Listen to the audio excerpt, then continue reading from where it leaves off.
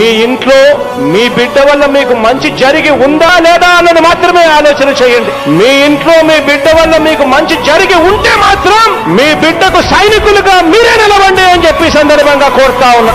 ఇచ్చిన మాట తప్పితే ఓటు వేయొద్దని చెప్పిన దమ్మున్నడు జగను. చెప్పిన మాట చెప్పినట్టుగా చేసిన మా రాజన్న కొడుకుర జగను. ఏ కష్టం రావద్దని పేద గుండెకు ప్రతి పథకం పంపిండుర గడప గడపకు. పులి గడపలో పులి పుట్టినట్టే పుట్టిండురా.